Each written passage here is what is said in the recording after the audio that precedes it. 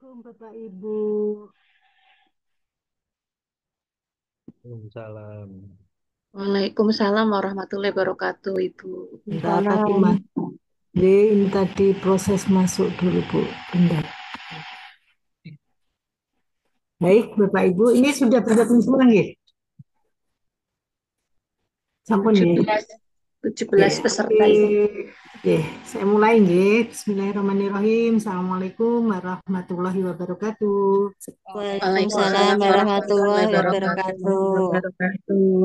Alhamdulillah kita dapat ketemu lagi walaupun di malam Jumat nggih Bapak Ibu. Jadi besok Bapak Ibu ke kampus nggih. Gitu. Ah, baik. Oke, baik Bapak Ibu, untuk tidak memperpanjang waktu, nggih, mungkin sekarang kelompok berapa, nggih? Mau Oh, 5, Bu. kelompok 5. Oke, berarti kita tinggal dua pertemuan, nggih, Bapak Ibu, nggih. Satu, dua, tinggal dua pertemuan, nggih. Dua pertemuan apa? Dua pertemuan lagi, nggih, harus, nggih. Baik, untuk pertemuan 5 ini, mungkin siapa yang apa namanya yang akan menampilkan materinya. Monggo, saya persilahkan dulu untuk kelompok 5. Oke, terima kasih Bu atas waktunya. Assalamualaikum warahmatullahi wabarakatuh. Waalaikumsalam. Waalaikumsalam warahmatullahi wabarakatuh. Yang terhormat Ibu Dr. Sri Surahmi MPD selaku dosen pengampu Filsafat Pendidikan Dasar dan yang kami hormati rekan-rekan MPD kelas C. Perkenankan kami dari kelompok 5 untuk presentasi. Izin share screen ya Bapak Ibu. Oke,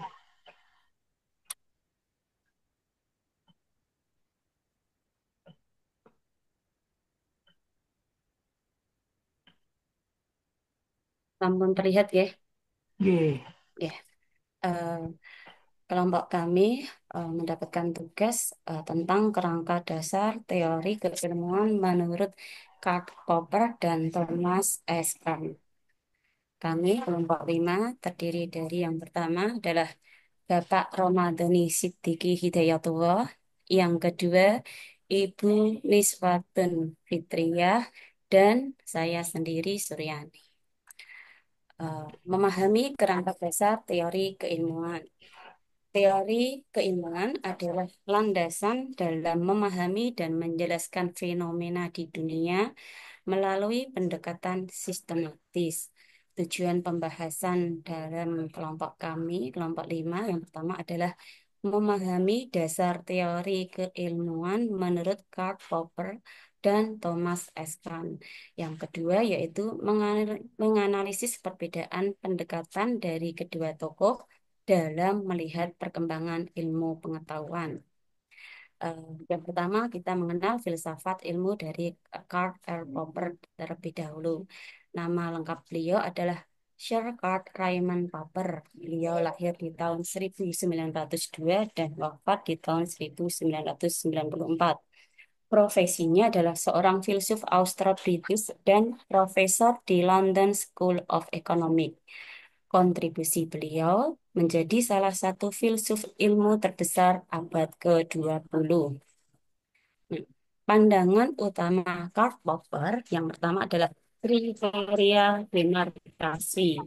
Apa itu kriteria demarkasi?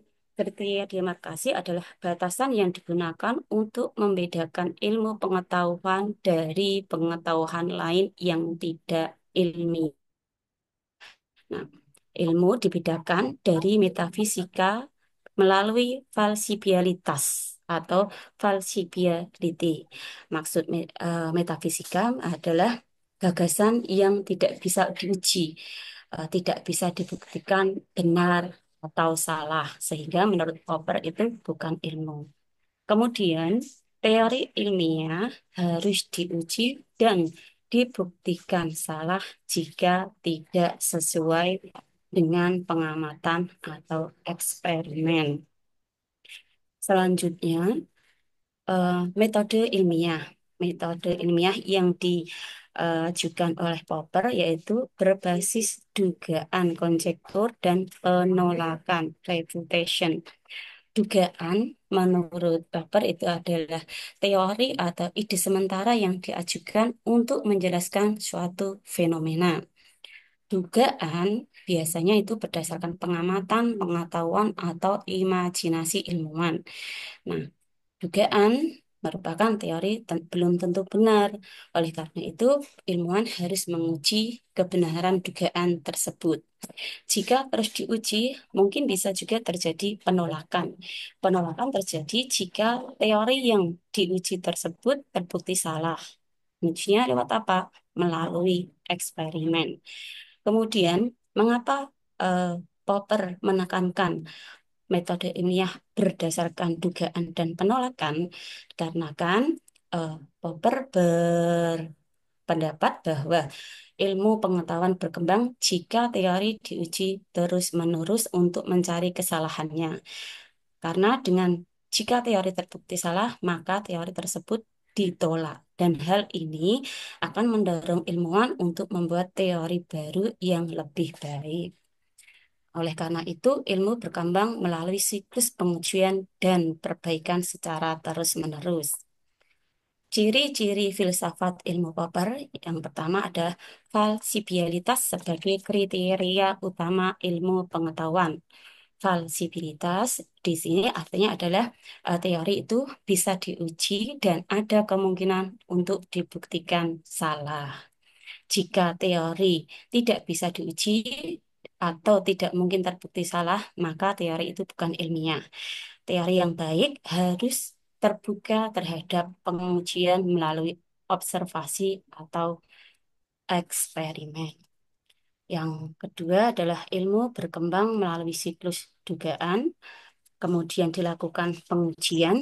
Dugaan itu adalah tadi teori yang diajukan ilmuwan sementara, kemudian diuji melalui eksperimen atau observasi. Jika terbukti salah, maka teori tersebut akan ditolak. Nah, dari tersebut, setelah itu akan diuji kemudian mungkin akan menemukan teori baru, dan setelah teori baru itu menjadi dugaan baru yang kemudian siklus itu akan berulang kembali. Yang keempat, ciri filsafat ilmu Popper adalah penolakan terhadap empirisme klasik dan observasi induksi tradisional. Empirisme klasik percaya bahwa semua pengetahuan berasal dari pengalaman indera. Empirisme klasik menyimpulkan bahwa teori itu diamati melalui pengamatan, kemudian mencatat faktanya. Dan observasi induksi tradisional, ilmuwan mengumpulkan data dari pengamatan lalu membuat generalisasi berdasarkan pola yang ditemukan. Teori yang tidak dapat atau unfalsifiable dianggap bukan ilmiah. Yang selanjutnya, yang terakhir, ciri filsafat menurut Popper yaitu pengetahuan ilmiah bersifat tentatif dan harus terus diuji. Tentatif adalah eh, bersifat sementara. Ini dia harus terus diuji apakah sebab apa? Karena tadi Popper mengatakan bahwa ilmu yang baik itu harus bersifat terbuka. Seperti dulu pernah ada yang namanya penemuan planet Pluto di sebagai planet ke-9 dalam tata surya. Namun eh, berkat perkembangan teknologi yang canggih, Pluto ternyata dikategorikan sebagai planet kecil dan itu tidak termasuk dalam planet utama. Oleh karena itulah ilmu pengetahuan bisa berubah sesuai pemahaman dan bukti baru. Yang selanjutnya ini akan disampaikan oleh rekan saya kepada Ibu Niswatun. Kami persilakan. Terima kasih Bu Suryani. terutama kepada Ibu Surah Surahmi, Bu dosen, dan teman-teman. Saya akan melanjutkan presentasi dari Bu Suryani tadi. Selanjutnya, filsafat ilmu dari Thomas S. Kuhn, nama lengkap yaitu Thomas Samuel Kuhn, mulai dari 1922 sampai 1996. Profesi ahli fisika atau sejarawan dan filosof ilmu. Karya utama The Structure of Scientific Revolution tahun 1962. Pandangan utama dari Kuhn yang pertama yaitu paradigmatis, yaitu ilmu berkembang melalui revolusi periodik, bukan akumulasi linier. Kemudian yang kedua, pergeseran paradigma terjadi saat teori lama tidak mampu menyelesaikan anomali. Kemudian untuk yang kedua, tahapan perkembangan ilmu. Yang pertama ini prailmiah. Prailmiah ini tidak ada paradigma utama. Yang kedua, norma sains, yaitu ilmuwan bekerja dalam paradigma untuk memecahkan teka-teki ilmiah atau puzzle. Kemudian yang ketiga, revolusi ilmiah, yaitu paradigma lama digantikan dengan paradigma baru. Kemudian ciri-ciri paradigma shift. Paradigma yang pertama yaitu ciri-cirinya yang pertama yaitu paradigma baru menggantikan paradigma lama setelah krisis. Yang kedua, tidak semua masalah dari paradigma lama terselesaikan. Yang ketiga, paradigma-paradigma sering tidak dapat dibandingkan atau incommensurable. Contohnya ini fisika Newtonian, relativitas Einstein, kemudian maksudnya digantikan relativitas Einstein, kemudian teori phlogiston digantikan oleh teori oksigen dalam kimia. Kemudian yang kelima, paradigma baru mengubah standar, konsep, dan pemahaman ilmiah. Untuk selanjutnya akan dilanjutkan oleh Pak Diki. Monggo Pak Diki.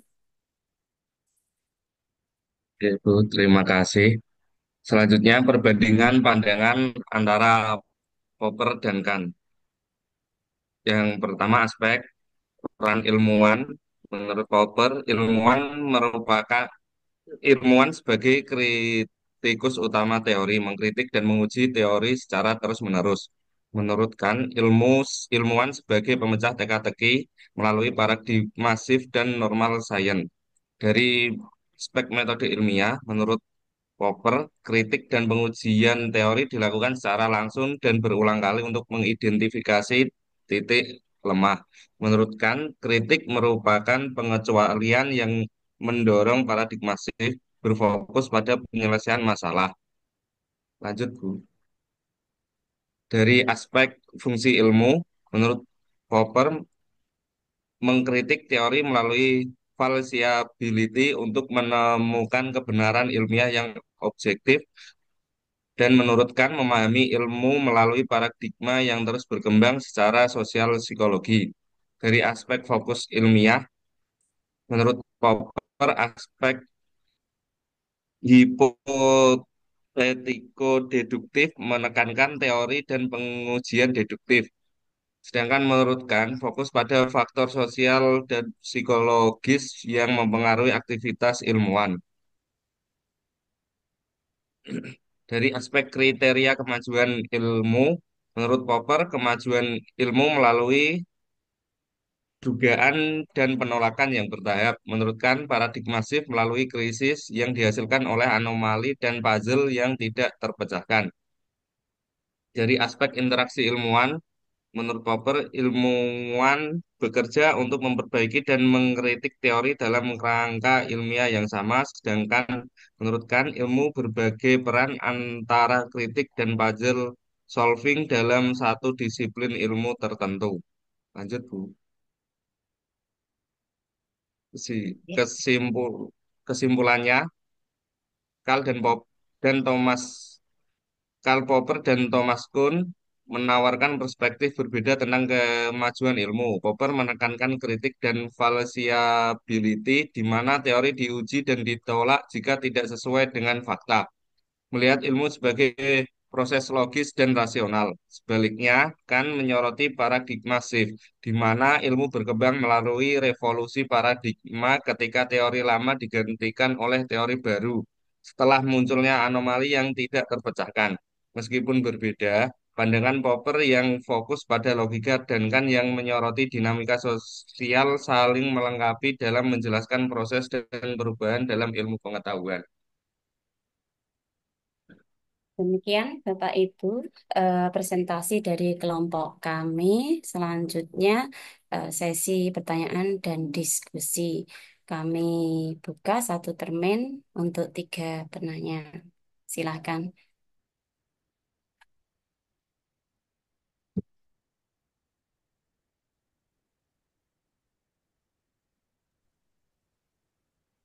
Izin bertanya, Bu. Silakan Bu Hidayatun. Ya, ya, terima kasih untuk kesempatannya. Tadi sudah dijelaskan mengenai pandangan pandangan dan apa filosofi dari Popper maupun Kuhn. Yang menjadi pertanyaan saya, aspek mana dari pandangan Popper atau Kuhn ini yang menurut dari kelompok Ibu dan Bapak ini yang paling relevan dalam pendidikan saat ini? Ya, eh, saya konfirmasi ulang ya Bu. Aspek mana Ya, pandangan dari Popper dan Kan yang paling relevan menurut kelompok kami, ya, yang dengan paling pendidikan saat relevan ini. dengan pendidikan saat ini. Ya, ya, terima kasih Bu untuk kesempatannya. Jadi, saya tampung dulu nggih, Bu nggih. Ya,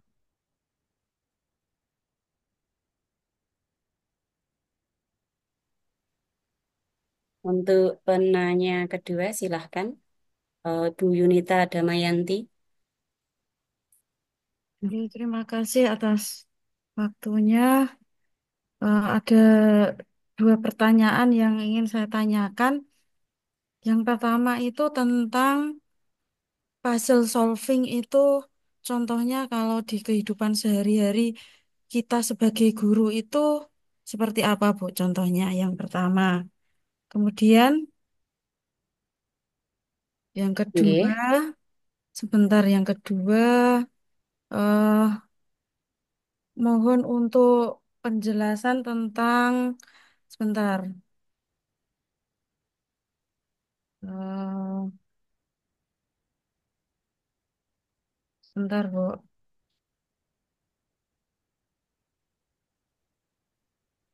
Eh, ini pandangan utama Kuhn bahwa pergeseran paradigma terjadi saat teori lama tidak mampu menyelesaikan anomali.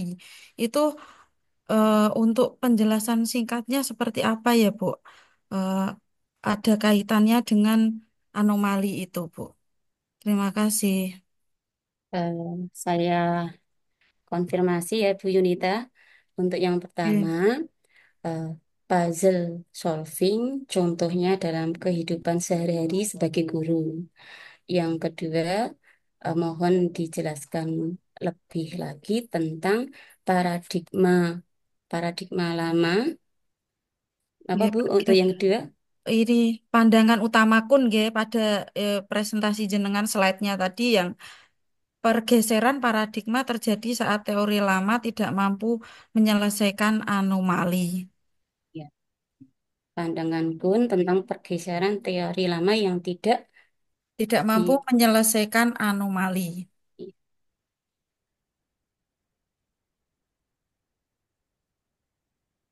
Saya ulangi lagi ya Bu ya. Untuk pertanyaan yang kedua adalah penjelasan lagi tentang pandangan Kuhn mengenai pergeseran teori lama yang tidak mampu menyelesaikan anomali. Ngoten ya Bu ya. Oke. Ya. Untuk penanya yang ketiga, silahkan. Atau mungkin ini dari sambil menunggu penanya ketiga untuk yang pertama, eh, mungkin Bu Niswatun atau Pak Diki sudah menemukan jawabannya? Silahkan, kami silahkan.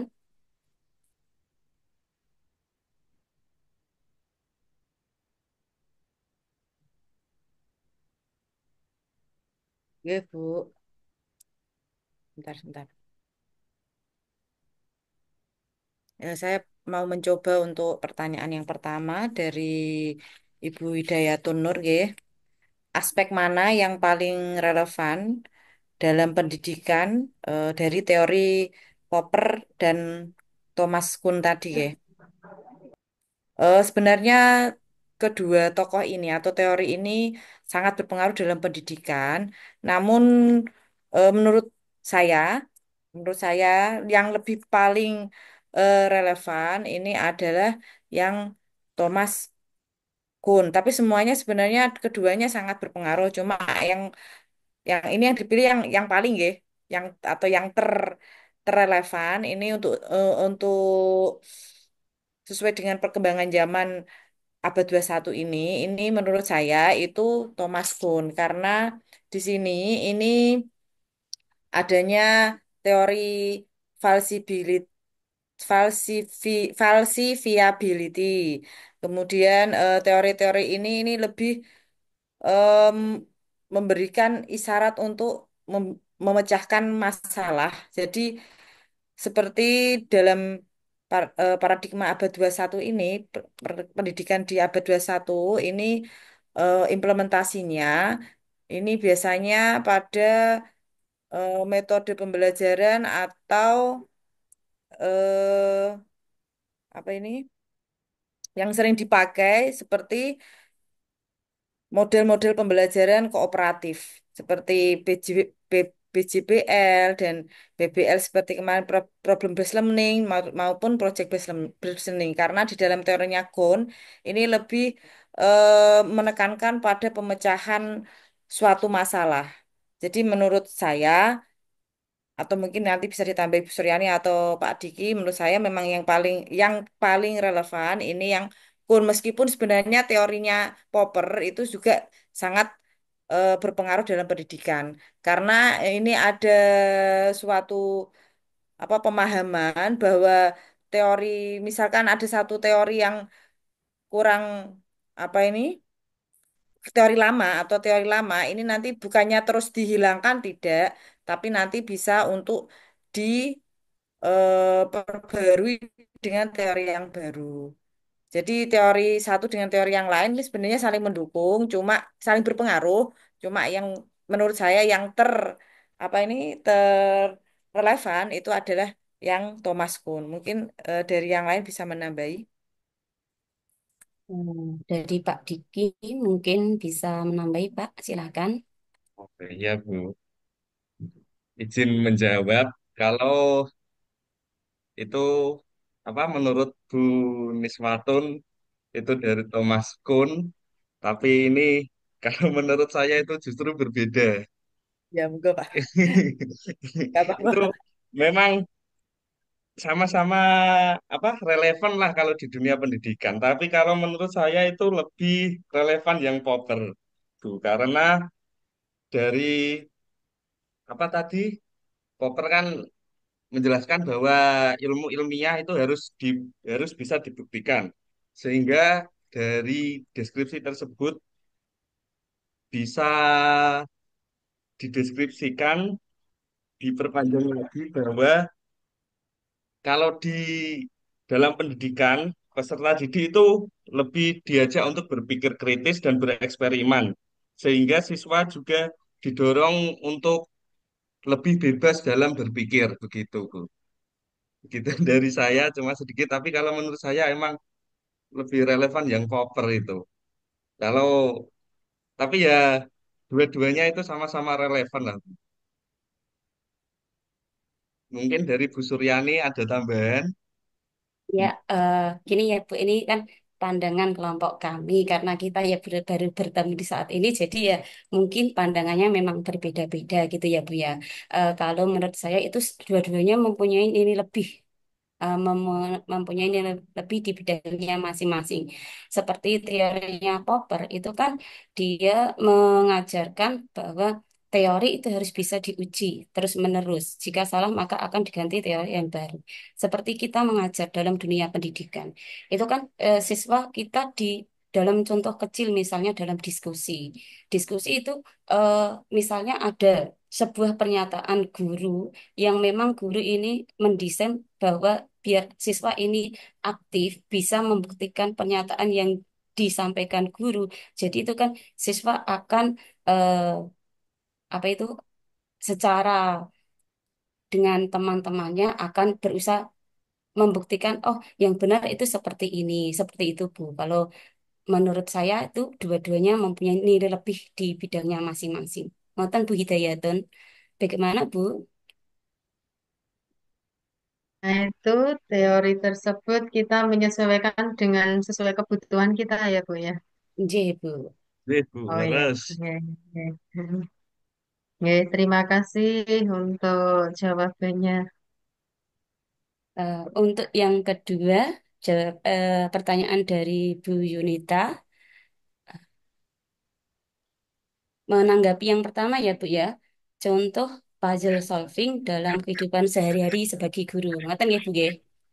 Ini saya contohkan seperti saya sendiri Bu. Saya sebagai guru kelas 6 dalam menerapkan teori ini itu misalnya gini. eh, saya ing- dalam pembelajaran bilangan desimal. Tujuannya yaitu untuk eh, memahami konsep perbandingan desimal yang saya berikan kepada murid saya, menantang tapi tingkat berdasarkan kemampuan anak-anak. Di paradigma awal, konsep dasarnya itu kan guru menjelaskan aturan dasar perbandingan desimal terlebih dahulu. Misalnya kita itu menjelaskan tentang nilai tempatnya, diurutkan nilai tempat bilangan desimal tersebut. Kemudian saya memberikan puzzle atau memberikan tantangan berupa teka-teki. Misalnya terdapat tiga angka desimal. Yang pertama itu adalah eh, satu angka di belakang koma, yang kedua kemudian dua angka di belakang koma, yang ketiga tiga angka di belakang koma. Kemudian saya meminta murid saya untuk mengurutkan puzzle tersebut dari yang terkecil hingga yang terbesar. Nah, di sini petunjuk saya itu bisa memberi petunjuk eh, angka yang terbesar adalah eh, yang kamu lihat nilai satuannya. Petunjuk saya hanya seperti itu. Di sini nanti akan terjadi proses diskusinya anak. Anak akan mendekatkan, oh ini, kemudian dia akan membuat urutan, oh satu angka di belakang koma, dua angka di belakang koma. Kemudian mereka akan melihat satuannya dulu. Setelah itu dia akan melihat ke nilai tempat yang lainnya. Nah, dari proses tersebut, anak nanti kan akan bisa menyimpulkan melalui eh, urutan bilangan-bilangan tersebut yang mereka susun itu nanti mereka bisa melihat urutan bilangannya tersebut. Ngoten Bu, kalau saya sebagai guru kelas 6 contoh eh, puzzle solving dalam pembelajaran seperti itu. Mungkin Bu Liswatun punya pengalaman atau Pak Diki untuk pertanyaan pertama itu sebagai contoh sebagai guru ya Bu ya. Untuk yang kedua mungkin eh, Bu Niswaton atau Pak Diki silahkan Ya, penjelasan tentang pandangan Kuhn pergeseran teori lama tidak mampu menyelesaikan anomali.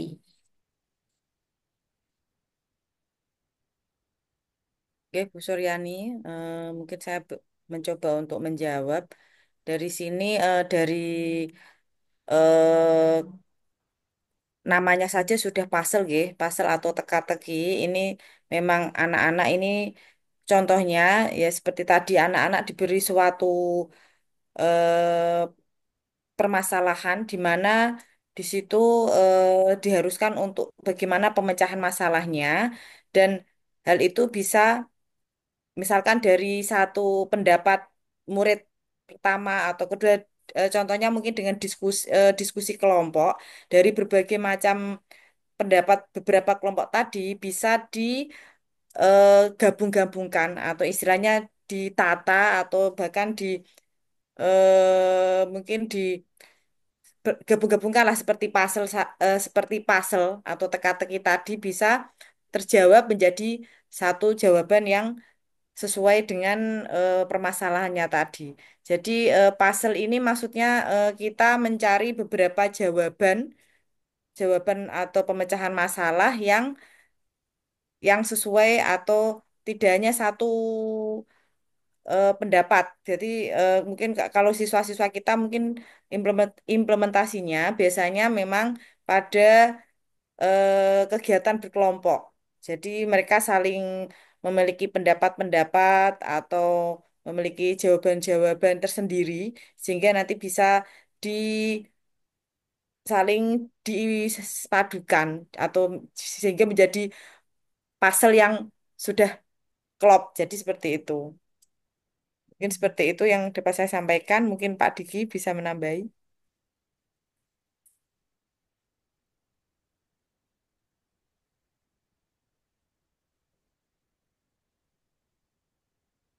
Ada tambahan Pak Diki? Sudah cukup Bu menurut saya. Sudah cukup. Untuk yang kedua, penjelasan lebih lanjut lagi tentang tadi ya, pendapatnya eh, pendapatnya pun pergeseran teori lama tidak mampu menyelesaikan anomali. Mungkin maksudnya seperti ini, Bu. Eh, Paradigma lama ketika mulai mengalami krisis tidak dapat menjelaskan banyak anomali. Di sini anomali adalah fenomena yang tidak sesuai dengan teori. Itu maka akan muncul paradigma baru yang menawarkan penjelasan yang lebih baik. Nah, contohnya itu ketika teori Newton tentang gravitasi itu tidak dapat menjelaskan tentang orbit Merkurius dan efek gravitasi pada kecepatan cahaya, itu dia eh, sudah dianggap teori berabad-abad sudah dipercayai, tapi terjadi suatu anomali atau fenomena yang tidak sesuai dengan teori tersebut, maka paradigma tersebut digantikan oleh teori relativitas dari Einstein. Itu teori relativitas Einstein maka muncul sebagai paradigma baru. Ngoten Bu. Untuk Bu Niswatun atau Pak Diki, adakah tambahannya? Nah, ya mungkin cukup itu saja dulu, Bu. Cukup ya. Eh, Bagaimana Bu Yunita?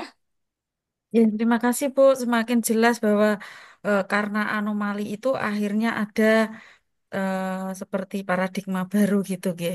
Tentang teori-teori baru ngoten Ge, karena adanya anomali itu, Ge. Dan juga untuk puzzle solving itu tadi, jadi eh, apa, Ge, anak diajak untuk apa namanya? Problem solving dengan menggunakan game seperti itu, Ge. Teka-teki seperti itu, Ge. Tapi Ya, di itu contohnya ya Bu. intinya itu adalah mereka diajak untuk problem solving itu, Ge. Oke. Oke, Jadi terima Bu kasih Yunita. banyak, Bu. J, untuk penanya yang ketiga Bu Penny, Ibu monggo ibunya kelas C. Iya. Baik, terima kasih Bu Suryani dan teman-teman. Sebelum saya masuk ke pertanyaan, mungkin ikut menambah yang tadi terkait dengan puzzle solving nih. Jadi puzzle J, solving itu tidak semata-mata kita langsung terarah kepada teka-tekinya, tetapi sebenarnya kita sudah sering menerapkan puzzle solving itu seperti pada saat kita menerapkan pembelajaran dengan menggunakan problem based learning seperti itu. Jadi dengan metode problem based learning itu sebenarnya kita sudah menerapkan dari puzzle solving tadi. Nah, yang selanjutnya terkait dengan pertanyaan saya itu terkait dengan falsifikasi. Jadi yang disampaikan oleh Karl Popper untuk menentukan apakah suatu teori itu bisa dianggap ilmiah itu harus dilakukan sebuah falsiabel melalui pengamatan atau eksperimen. Pertanyaannya, apakah pendekatan falsifikasi oleh Popper ini bisa diterapkan pada semua bidang ilmu, termasuk ilmu sosial dan humaniora? saya konfirmasi ulang ya Bu ya. Nih, Apakah pandangan Popper tentang falsifikasi itu bisa diterapkan pada semua ilmu, eh, baik ilmu sosial maupun humaniora gitu ya Bu ya. Nggih, nggih, Terima kasih Bu atas nggih. pertanyaannya. Yang berikutnya, apakah falsifikasi Popper ini juga relevan dalam era modern sekarang ini terkait dengan penemuan teknologi dan pengembangan AI? Apakah yang kedua bagaimana Bu? Apakah falsifikasi Popper Baik. ini Ya, masih relevan di era modern ini ya. seperti dalam penemuan teknologi dan pengembangan AI? Terima kasih Bu. Nggih. Sampun nggih Bu Sur. Jadi, untuk yang pertama, eh, Bu Niswatun atau Pak Diki silahkan. Ya Bu, saya mau mencoba untuk menjawab dari pertanyaannya Bu Penny yang sangat luar biasa ini, nggih. Untuk yang pertama ini tentang apakah yang teorinya Popper, nggih, yang tentang falsifi falsifiability ini, apakah relevan semua dalam ilmu apa ini sosial dan humaniora, nggih? Menurut saya ini karena Popper ini teorinya lebih ke sesuatu yang ini Bu, seperti yang kayak paten. Enggak paten, maksudnya harus ada buktinya. Contohnya ini biasanya itu ada eksperimen, harus sesuai dengan observasi. Jadi dalam falsifiable ini kalau di dalam semua teori, di dalam semua apa ini mata pelajaran itu sebenarnya kita tidak bisa hanya menggunakan dari teorinya Popper saja. Tetapi kalau di Popper ini lebih bersifat apa ya, empiris. Jadi itu harus ada sesuatu yang nyata. Tapi kalau di Kuhn ini lebih ke fenomena-fenomena sosial atau lebih ke eh, sesuai dengan perkembangan zaman. Jadi mungkin antara teorinya Popper dan teorinya Kuhn ini tidak bisa digeneralisasikan untuk semua mata pelajaran atau ilmu-ilmu tertentu. Jadi hanya ilmu-ilmu tertentu yang bisa disesuaikan dengan teorinya Popper maupun teorinya Kuhn. Tapi kalau menurut saya dari pandangannya Popper ini untuk yang ditanyakan tadi kan yang apa ini tadi humaniora dan apa Bu Penny tadi? Yang satunya Bu Penny, apa Bu Suryani tadi Bu? Nggih. Humaniora dan sosial dan Ah ya, humaniora. tadi kalau menurut saya yang sosial dan humaniora ini lebih cocoknya menurut saya ini lebih ke yang teorinya Kuhn. Karena teorinya Kuhn ini kan ada teori tadi, Pak solving, di mana dia mencermati beberapa gejolak-gejolak sosial atau mungkin sesuai dengan perkembangan zaman, harus ada beberapa pemecahan-pemecahan masalah yang bisa jadikan pandangan, sedangkan teorinya Popper ini lebih ke sesuatu yang empiris. Jadi menurut saya kalau yang ilmu-ilmu yang seperti eksak itu cocoknya yang ke teorinya Popper. Tapi yang ilmu yang bersifat sosial atau ilmu pengetahuan sosial ini lebih ke condong ke teorinya Kuhn. Mungkin seperti itu yang dapat saya sampaikan. Kemudian tadi yang kedua pertanyaannya apa Bu Suryani? Saya lupa. Dari Bu Penny tadi. Apakah itu yang kedua, apakah pendekatan dari falsifikasi teori yang diajukan oleh Popper ini itu relevan dengan perkembangan teknologi Oh yang iya. semakin canggih saat ini termasuk dengan AI? Oh, yang popper tadi ya, yang popper lagi ya. Ya, Berarti yang ditanyakan popper. ya. eh Jelas semua teori ini kalau disesuaikan tetap ada dihubungkan dengan perkembangan zaman. Mungkin dari teorinya popper ini kan mungkin ber apa ini bermunculannya beberapa aplikasi atau apa ini kan disesuaikan dengan berbagai macam eh, percobaan atau empiris. yang akhirnya bisa memunculkan berbagai macam perkembangan-perkembangan dalam khususnya dalam dunia pendidikan ini untuk teori-teori dari Popper tadi. Mungkin seperti itu, Bu. Mungkin ada tambahan yang lain.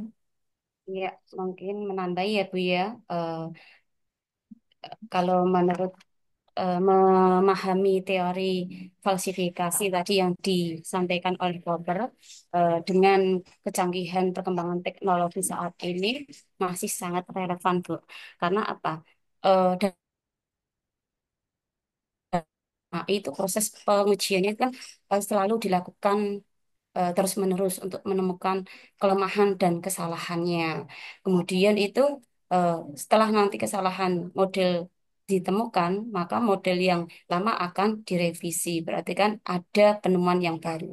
Kemudian dalam peningkatan berkelanjutan, teknologi yang berkelanjutan yang berkembang itu menunjukkan didapat dari hasil tes yang menunjukkan kegagalan dari versi sebelumnya. Jadi kita selalu mendapatkan versi terbaru. Itu kan juga teori yang lama disalah kemudian ada yang baru. Dan yang falsifikasi itu membantu dalam mengidentifikasi resiko dalam kegagalan sistem yang diterapkan dalam skala besar seperti dalam konteks AI itu relevansi falsifikasi itu memastikan bahwa algoritma memenuhi keamanan yang diterapkan di dunia nyata. Tambahan saya seperti itu. Mungkin Pak Diki. Ya, sudah cukup, Bu. Bu Penny, bagaimana Ibu? Pun terima kasih atas penjelasannya. Oke. Demikian Bapak Ibu presentasi dari kelompok kami dan juga diskusi di ruang maya ini. Kemudian waktu sepenuhnya kami serahkan kepada Bu Sri Surahmi.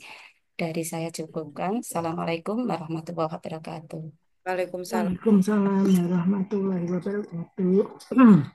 Dari beberapa apa ini tadi ya pertanyaan ya. Memang sebenarnya kalau teori-teori yang mungkin Bapak Ibu sudah pelajari ya Bapak Ibu dari awal sampai sekarang ini, semua teori ini bisa kita terapkan. Ya, tentunya kita akan melihat pada konteksnya, ya, situasi dan konteksnya. Apakah ini apa namanya tepat atau tidak dalam sebuah pembelajaran, gitu ya. Sebenarnya kan kalau teori-teori dari dulu itu kan benar semua ya Bapak Ibu ya.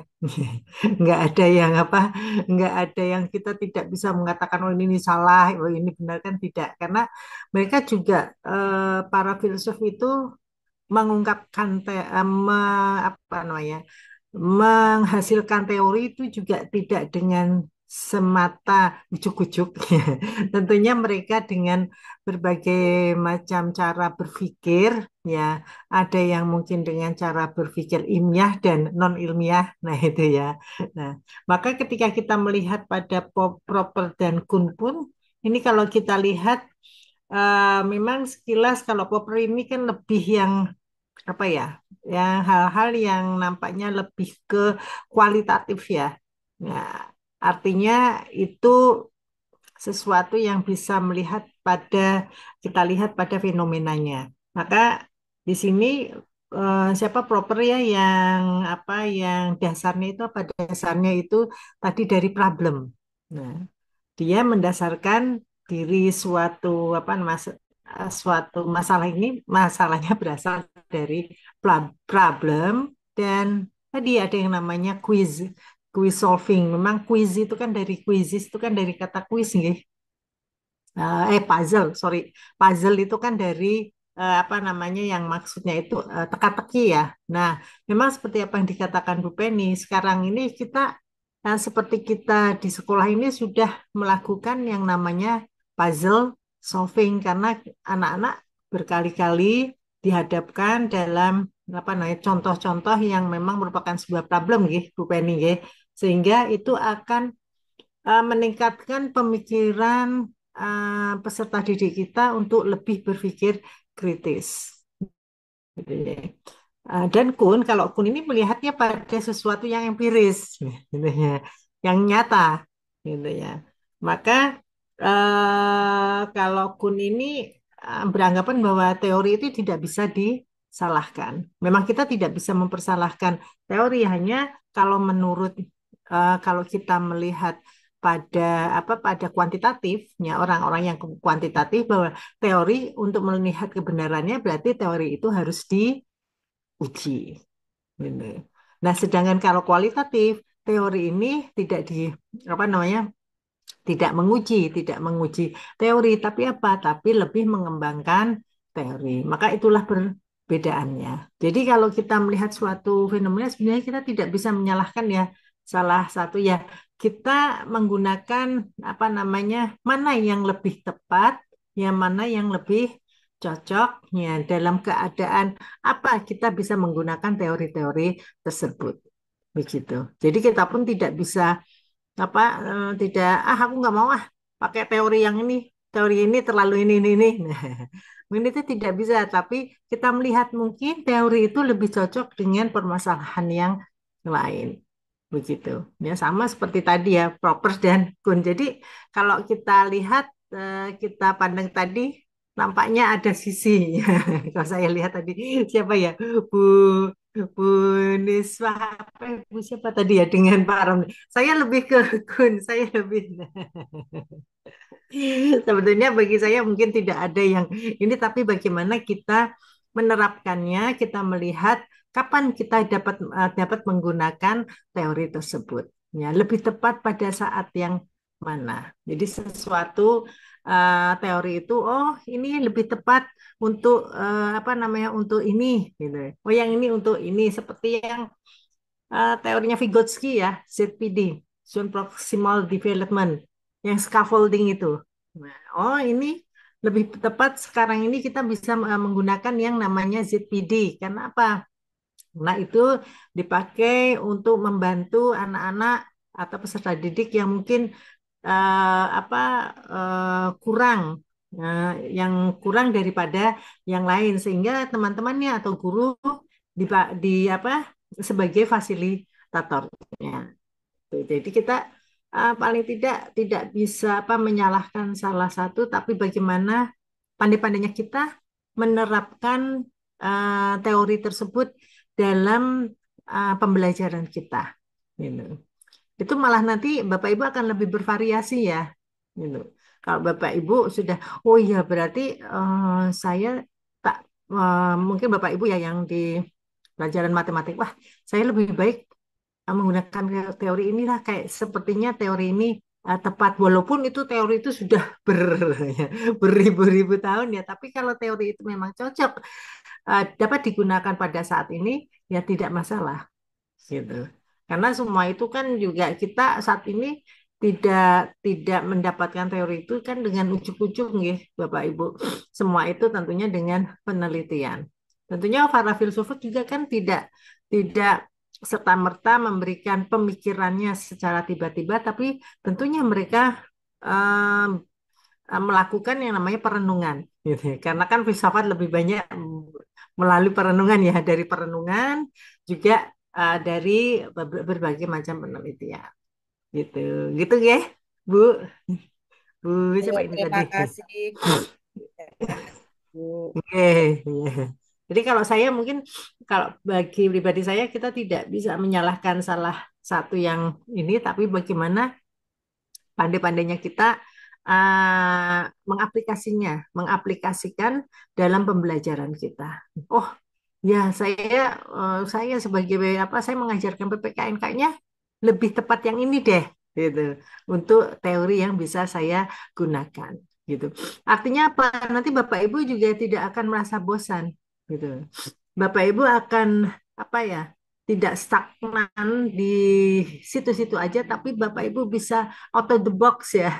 Bapak Ibu bisa keluar ya, keluar dari apa namanya dari kerutinan gitu.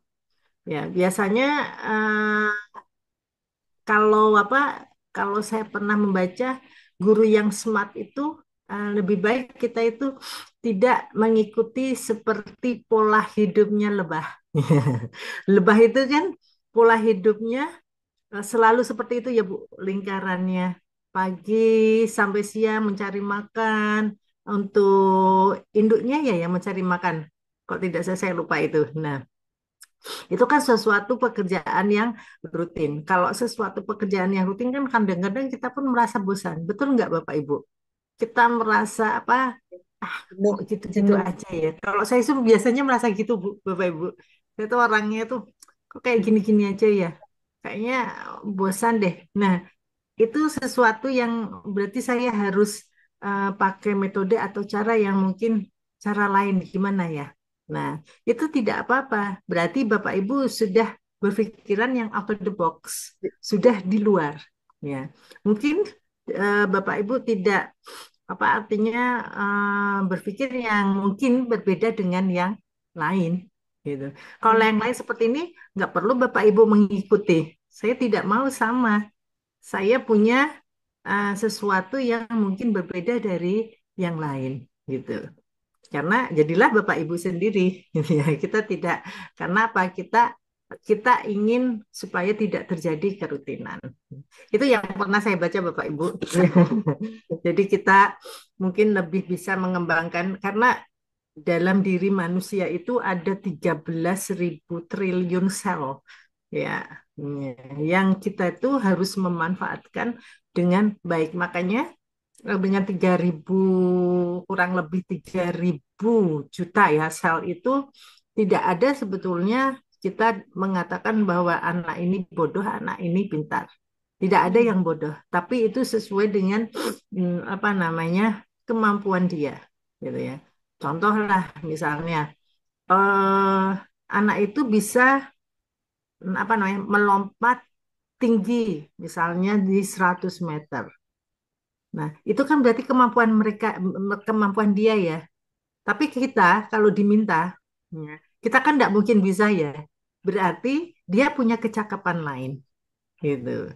Dan kita pun mungkin punya kecakapan yang lain. Misalnya ada yang anak bisa punya kecakapan apa namanya melukis atau ada anak yang bisa em, apa namanya punya kecakapan apa berpuisi dan lain sebagainya. Maka kita tidak bisa menjudge bahwa seorang anak itu bodoh, gitu. Karena apa? Yaitu tadi sebetulnya manusia itu sudah dibekali kurang lebihnya 300.000 triliun sel yang apa yang benar-benar bermanfaat lah dalam tubuhnya. Tadi jadi tidak mungkin orang itu tidak apa tidak orang itu bodoh gitu. Nah, kecuali karena itu kita harus selalu melatih. Dan satu hal itu tadi, nah mungkin Bapak Ibu ini paling tidak keluar Bu, Bapak Ibu keluar dari kerutinan, ya, yang akan membuat Bapak Ibu merasa jenuh, ya tentu Bapak Ibu akan merasa jenuh ya, betul apa enggak? Ya, enggak. Pasti saya akan merasakan Bapak Ibu misalnya dari pagi sudah ini. Nah, kalau Bapak Ibu terus begitu apalagi kemudian sampai sekolah, Bapak Ibu tidak punya warna, tidak punya metode yang apa namanya yang Bapak Ibu mengajar metodenya hanya itu-itu saja, misalnya ceramah gitu-gitu saja. Itu akan membuat Bapak Ibu apa namanya lebih boring kan? Ya, saya kok itu-itu saja. Ya, saya kok apa merasa tidak berkembang. Apakah pernah Bapak Ibu merasakan seperti itu? Pernah, Bu. Nah, itu. Nah, berarti Bapak Ibu paling tidak harus melakukan apa sesuatu yang di luar, ya, yang di luar yang mungkin berbeda dari yang lain. Karena ya guru itu kan harus smart ya Bapak Ibu. Artinya smart itu kan smart itu tidak hanya smart pada apa namanya pada IQ, pada knowledge-nya kan smart semuanya. Ya, ada attitude gitu kan juga harus smart ya. Ya, ada apa namanya skill yang lain kan kita juga smart. Jadi artinya smart itu bukan kita harus punya IQ yang tinggi, Bapak Ibu. Itu tidak, tapi bagaimana kita dapat memanage, ya, memanage kelas kita dengan baik. Ya. Bagaimana, contohlah, bagaimana kita selalu dirindukan. Ya. Bagaimana selalu kita dinantikan oleh siswa kita. Betul apa enggak?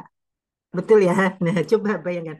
Bapak Ibu mungkin bisa ini dulu ketika kita kecil, kita semasa ya masih dulu masih kecil ya.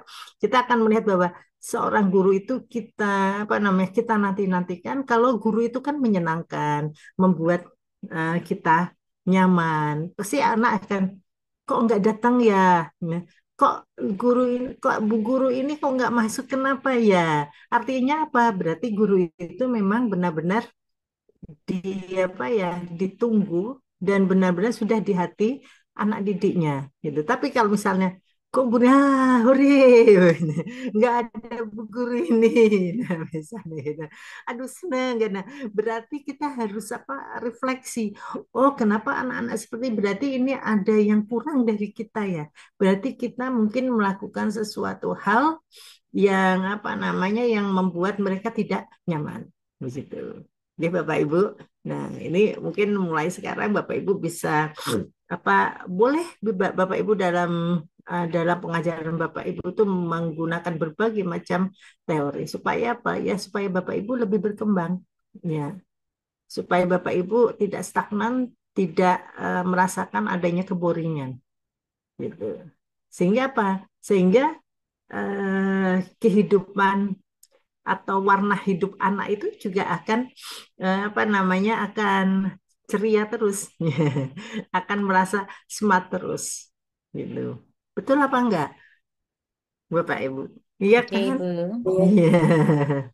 Bayangkan coba Bapak Ibu ketika Bapak Ibu di rumah punya masalah.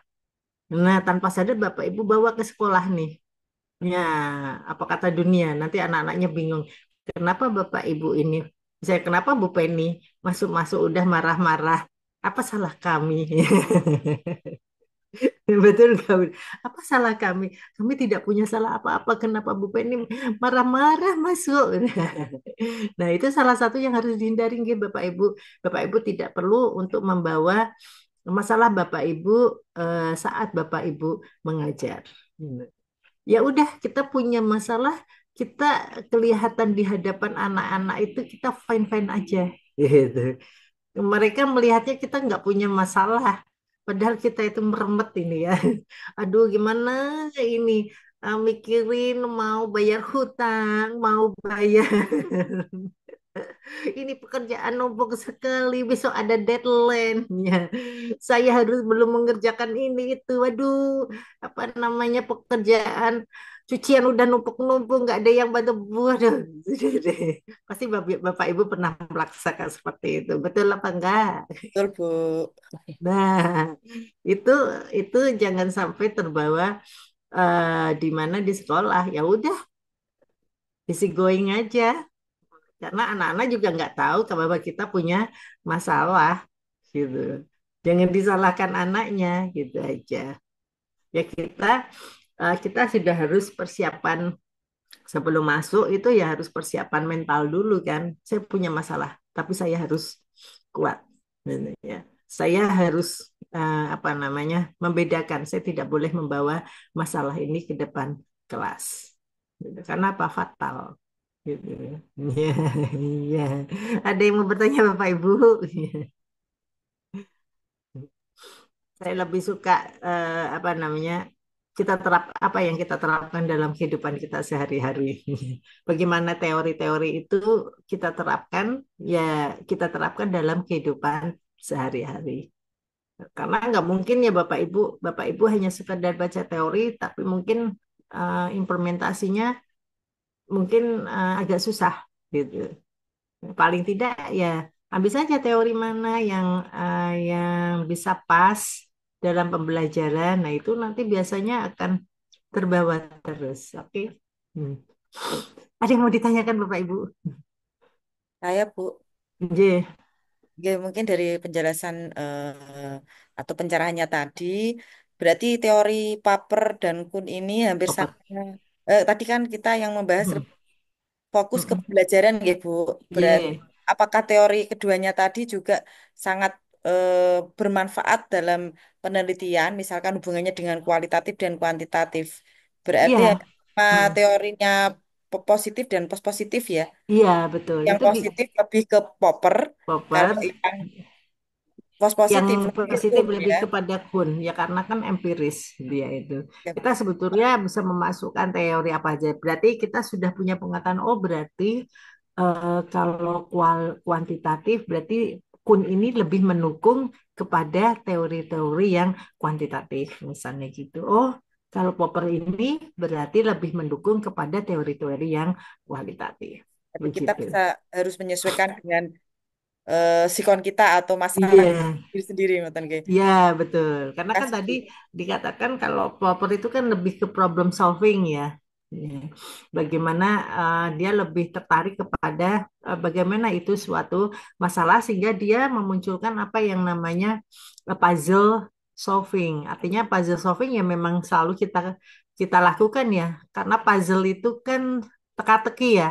Teka-teki dalam problem itu kan memang kadang-kadang itu merupakan suatu teka-teki ya Bapak Ibu, teka-teki yang memang kita harus dapat memecahkan masalah itu. Biasanya dengan teka-teki ini kan anak akan berpikir sehingga memacu mereka berpikir kritis.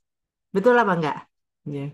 Itu Bapak Ibu memberikan contoh lah secara kasarannya Bapak Ibu memberikan puzzle kepada anak-anak. Anak-anak itu pasti akan bermain sampai bagaimana bisa memecahkan masalah yang ada puzzle itu. Piye corone iki puzzle ini biar apa namanya misalnya ada puzzle apa permainan itu yang saya harus bisa apa namanya menyelesaikan puzzle ini. Gitu. Betul apa tidak? Ya misalnya kita dulu waktu kecil saya apa ya yang puzzle apa itu namanya kertas yang kayak logo gitu ya nah diterap Lego Bu. terapin kalau nah iya sampai kan biasanya kita nggak akan berpindah sampai kita harus memecahkan masalah tersebut gitu gitu nggih. Jadi kalau si kalau Popper ini lebih cenderung pada suatu problem. Oke, kalau yang apa Kun itu kan lebih ke apa namanya lebih ke kuantitatif ya, lebih ke empiris. Makanya dia bilang teori itu tidak bisa disalahkan gitu. Karena ini tentunya teori ini bersifat relatif. Kemudian ada apa namanya ada hal yang apa dilakukan melalui penelitian seperti itu. Gitu nggih. Jadi kita melihat cara berpikir yang berbeda, tapi kita memanfaatkannya sesuai dengan situasi dan kondisi. Gitu, oke, itu nggih Bu Niswah. Oke Bu, terima kasih Bu. Nggih. Ada lagi Bapak Ibu?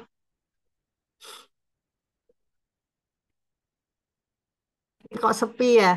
Pada ngantuk, pada Malam Jumat Bu. oh malam Jumat iya ya. Besok mau ke kampus, Bu. Oh besok ke kampus. Besok ke kampus Persiapan jam berapa? rapotan, Bu. Gimana? Rapotan, Bu, persiapan. Oh iya ya perapotan. Waduh, perapotan besok ke kampus juga ya. So, penerimaan Bu. Penerimaan rapor. Penerimaannya kapan? Kalau SD Jumat Bu. Oh, SMP Jumat. 1, Bu. SMP Sabtu. Nggih. Oh. Lah ini Bapak Ibu tuh di mana? Di Rembang atau di mana? Jepara, Jepara, Bu. Bu. Oh, di Jepara. Oh, berarti habis terima rapot, ya habis pemberian rapot langsung meluncur ke Terus. Kudus ya. Ya, Bu. Semangat loh ya. Ya. Oke. Ada yang mau ditanyakan lagi? Bapak Ibu tuh nanti minggu depan itu 76 tuh tanggal 26. Kita di hari Jumatnya atau hari Sabtunya? Hari Kamisnya. Hari Kamis lagi juga nggak apa-apa, Bu. Hari Kamis lagi. Enakan Kamis. Hari Kamis. Baik, malam saja nggih. Nggih. Soalnya kadang-kadang kan itu 25 itu kan libur. 26 Oh, kan nanti nggih, nggih. ya kan? Ya, Cuti, masih cuti bersama, Bu. cuti bersama. Khawatirnya Bapak Ibu nanti pergi bersama keluarga juga. Oh, nggih. Kalau nanti misalnya malam kan agak apa-apa. Nanti kalau pagi kan khawatirnya Bapak Ibu pergi. Apalagi Bapak Ibu kan memang sudah liburan ya. Ya Bu, butuh healing Bu. Cuti, Bu. Cuti. Ya. Tidak punya libur sekarang, Bu, tapi Oh, mengajukan kemudian cuti. oh cuti. Nggih. Oh, tapi anak-anaknya libur sampai kapan?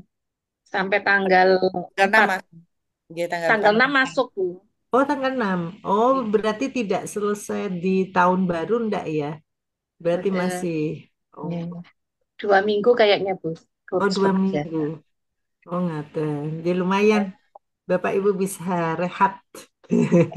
Rehat. Oke, baiklah. Berarti insya Allah Kamis lagi nggih, Pak Rifan. Nggih, siap Ibu. Oke. Oke. Insya Allah nanti kalau misalnya ada sesuatu ya nanti saya kabari lagi. Ngaten. Nggih. Oke, baik. Ya. Ini saya absen dulu ya. Jangan lupa presensinya berarti besok ya presensinya di Sunan ya. Kalau Bapak Ibu lupa nanti saya yang mengabsenkan. Tanya lupa Bu. Lupa terus ya. Nggak apa-apa deh saya yang mengabsenkan. Terima kasih, Bu. Terima kasih. Iya. Iya. Bu Aldea ada Bu Aldea? Oke, Bu. Ada? Ada. Ada. Oh, oke. Bu Mami Pak kemana Aris? ya? Hadir, Bu. Hadir. Bu Dia? Hadir, Bu. Hadir. Oke. Bu Dwi Anis? Hadir, Bu. Oke. Bu Hidayatun udah. Bu Lisa? Hadir, Bu. Oke. Bu Mami? Jalan-jalan Bu Mami. Didi, Oh, buatan Bu Pak, Mami saya di jalan-jalan. SSO. Di depan ini Didi menunggu Bude. Hadir, Oh, Pak. Hadir, Bu. iya, iya, iya, iya. Ya, Bu. Healing ya Bu. Oke. Pak Alwiandi. Ye, hadir Bu. Ye, Pak Alwi itu suaminya Bu Rani ya? ye, Oke. Bu Rani kemarin kata, ye, nah kemarin aku nggak tahu. ye, bareng sama Ibu ye, kemarin ye. Enggak. Pak Bu Rani bilang, ah, anu suaminya toh. Ye, Ya Allah, nggak tahu aku. Oke. Bu Putri ada Bu Putri? Bu Putri? Bu Putri ada? Ada Bu Bu. Putri ada? Tadi ada Ibu, Tadi mungkin ada. kepental, iya. Oke. Pak Rifan ada. Bu Rizky? Hadir, Bu. Oke. Oke. Bu Siti Nur Hidayah? Hadir, Bu. Oke. Bu Sofia? Hadir, Ibu. Oke. Bu Vivi? Hadir, Bu Bu. Hadir. Oke. Ini Bapak Ibu lagi melembur ya. Melembur buat nilai. Bapak buat membuat rapot. Sudah. Sama saya juga melembur membuat laporan. Baik Bapak Ibu. Karena ini nanti kesepakatan kita insya Allah di hari Kamis lagi ya Bapak Ibu. Ye. Nanti eh, di malam aja karena kan itu cuti bersama. Khawatirnya Ye. Bapak Ibu nanti sedang pergi gitu ya kalau pagi ada rencana dengan keluarga. Jadi saya tidak berani gitu ya. Insya Allah. Nah, baik Bapak Ibu, kurang lebih ini kita tinggal 2 kali pertemuan lagi nggih Bapak Ibu Ya. untuk dengan saya. Untuk jurnalnya mohon bersabar nggih Bapak Ibu, tenang. Tetap akan keluar ya Bapak Ibu. Jurnal untuk yang kemarinnya. Hanya Nah, nanti Bapak Ibu sudah tidak ada UAS lagi. Artinya UAS itu kan sudah termasuk di jurnal lagi, di Oh, jurnal gitu. itu. Oke, jadi Bapak Ibu tidak tidak tidak ada UASnya, itu sudah termasuk UAS. Nanti nggih? Baik Bapak Ibu, terima kasih atas perhatiannya pada malam hari ini, dan kalau ada kekurangan dan kesalahannya dari saya mohon maaf yang sebesar-besarnya. Insya Allah kita bertemu lagi di minggu depan, dan saya berharap Bapak Ibu semua sehat, sehat, sehat selalu, semangat, semangat, Amin. semangat selalu. Amin. Amin. Terima kasih. Ya, baik Bapak Ibu, selamat bermimpi indah di Pulau Kapuk. Have a nice dream. Ya. Sampai berjumpa. Wabillahi taufiq wal hidayah. Assalamualaikum warahmatullahi wabarakatuh. Waalaikumsalam. Waalaikumsalam Waalaikumsalam warahmatullahi warahmatullahi wabarakatuh. Terima wabarakatuh. kasih, Dr. Ya. Surahman.